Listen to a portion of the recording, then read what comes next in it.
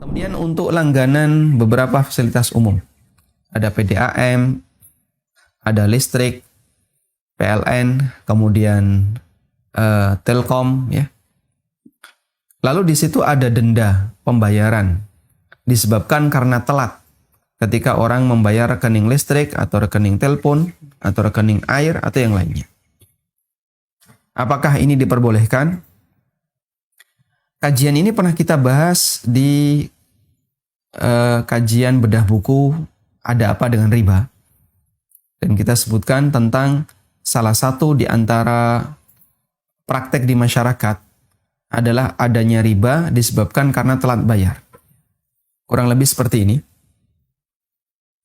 Jadi ketika pelanggan, misalnya, pelanggan dia ngambil listrik. Yang ini total harga dalam 1 bulan adalah 300.000. 300.000 dalam bulan ini. Di bulan ini Agustus sudah selesai. Sekarang tanggal 1 September. Agustus selesai, dia belum bayar. Di bulan itu dia belum bayar. Sampai September, bahkan sampai masuk Oktober.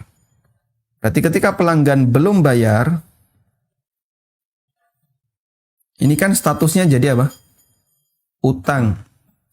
Utang bagi pelanggan. Nah, kalau utang ini ditetapkan jika sampai telat deadline, utang telat deadline, nanti harus kena denda, itu riba jahiliyah. Telat deadline,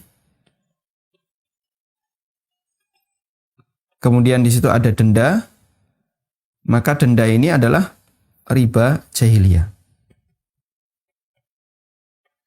Ya, sebagaimana praktek yang terjadi di zaman jahiliyah masa silam. Seperti yang diceritakan oleh Qatadah Ibnu Di'amah, seorang ulama tabi'in. Di antara bentuk riba jahiliyah, si A menjual barang ke si B secara kredit untuk waktu tertentu.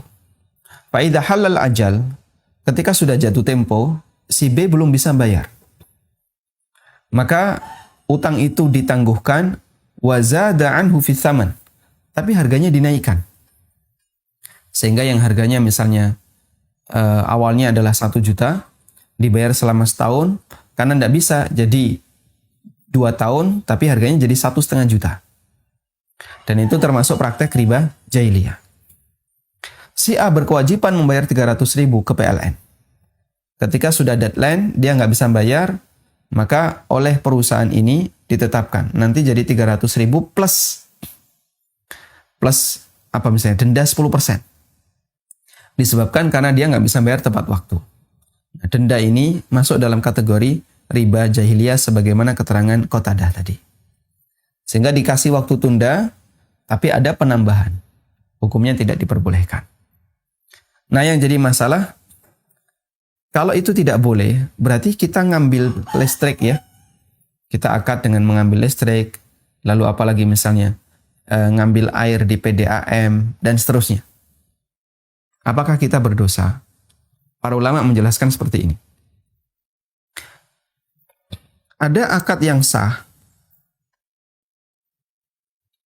tapi dia mengandung syarat yang batil. Ada akad syah, tapi dia mengandung syarat yang batil. Apakah boleh mengambil akad sah ini, sementara di situ ada syarat batil? Contoh, jual beli listrik, itu akad yang sah. Jasa penggunaan listrik, jasa penggunaan alat komunikasi, dan seterusnya. Di sini akadnya sah, tapi ada syarat batil. Kalau Anda telat bayar, nanti Anda akan kena denda sekian. Apakah boleh kita mengambil akad yang sah ini? Ada keterangan yang disampaikan oleh Dr. Yusuf Ash-Shubaili, hafizahullah ta'ala, bahwasanya mengambil akad yang sah ini boleh dengan syarat. Dengan syarat, 1, sangat dibutuhkan. Artinya, kalau itu tidak dilakukan, kita akan mengalami banyak kesulitan. Ya, contohnya listrik. Coba, zaman sekarang hidup tanpa listrik, orang kira-kira nyaman enggak? Sangat tidak nyaman. Sehingga listrik sekarang jadi kebutuhan primer. Padahal masa silam, orang hidup bertahun-tahun, puluhan tahun, bahkan ribuan tahun tanpa listrik, santai saja. Tapi kalau sekarang, suasananya sudah beda. Yang kedua, yang pertama, akad itu sangat dibutuhkan. Yang kedua, ya, syarat itu memungkinkan untuk dihindari.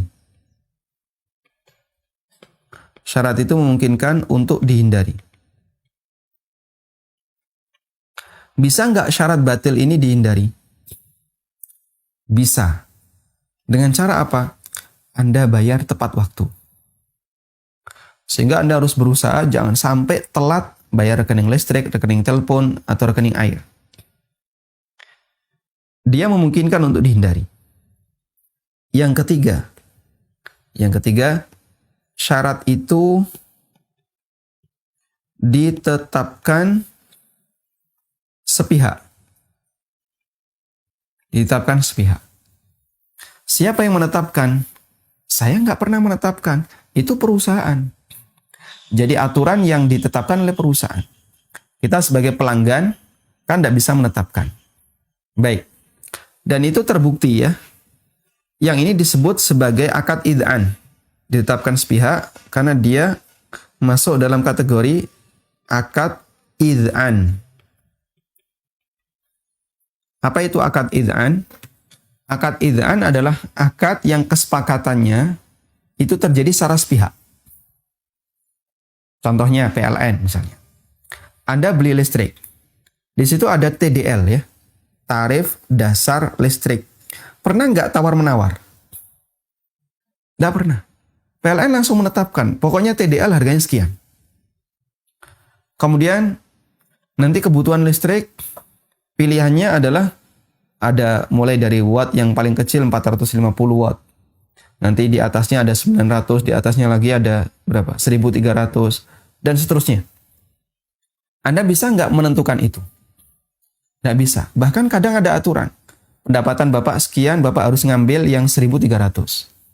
Harus ngambil yang 900. Saya maunya yang 450. Mohon maaf, kami nggak bisa. Kami hanya akan memberikan yang 900. Seperti itu namanya akad id'an. Sehingga semuanya disetir, dikendalikan oleh satu pihak. Monopoli.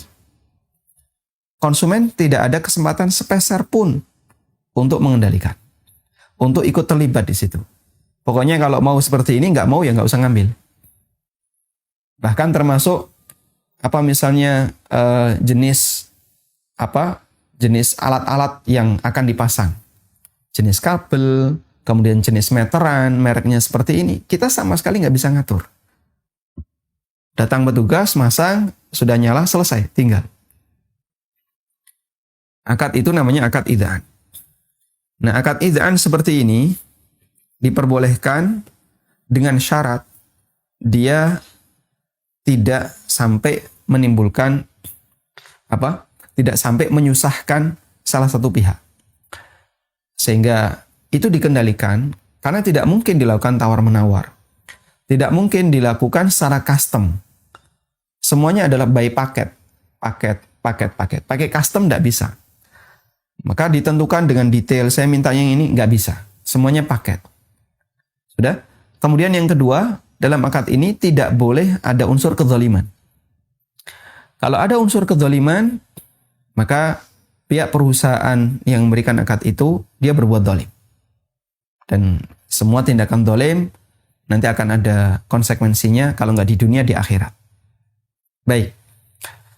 Nah, termasuk diantaranya adalah aturan syarat batil ini. Ada tambahan riba jika telat bayar rekening, kena denda. Dan kita tidak bisa mengendalikan. Ditetapkan secara sepihak. Berarti ini masuk kategori akad id'an. Baik. Jika 3 syarat ini terpenuhi, maka melakukan akad yang sah ini hukumnya boleh.